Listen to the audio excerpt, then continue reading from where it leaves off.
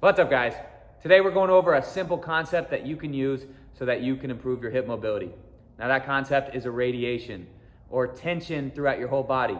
When we're working to improve specific joint mobility, we want to create tension in the rest of the body so that we can mobilize the hip or the shoulder. Nothing moves except what we're trying to move. This simple tip that I'm about to show you through functional range conditioning is locking off or blocking off movement so that we can create irradiation and then create mobility through one movement. Now I want to do both. I want to do the difficult version, which is where you have to create the own tension. You have to create the block, squeezing your core, breathing, not moving anything but that specific joint, which is the hip. Then we're going to show on the wall how you can block it off using an external cue, an external factor, a tool that you can use, in this case the wall, to block off movement so you can really create full joint mobility, not just turning and compensating using other muscles. So right here I'm on all fours, simple controlled articular rotation, or a card with your hip. Now in this version, quadruped, without using the wall, without using an external tool, I'm going to push into the ground. I'm going to tighten my core, not arch. I'm really going to create tension throughout my whole body.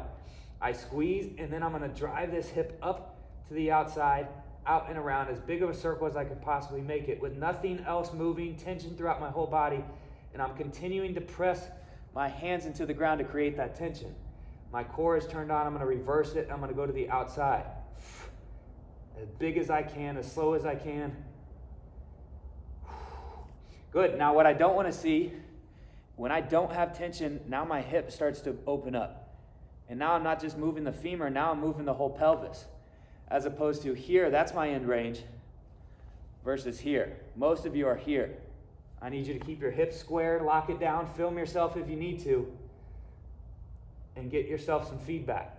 Now, the drill that we're going to use, we're going to level it up here. This is to create that external block. So I'm going to rotate towards the wall, just like so, put my arm up, push my hand into the ground, and now I cannot open up my pelvis.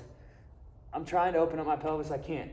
So now it forces me to just mobilize at the hip and not move the pelvis. Reverse it.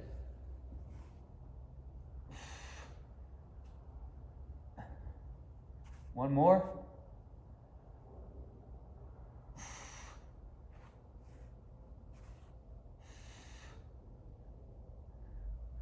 Now, one is not better than the other. I still want you to do both variations because I want you to be able to create that irradiation, that block for yourself using your own body, not the external cue. But you can use both in order to improve your hip mobility.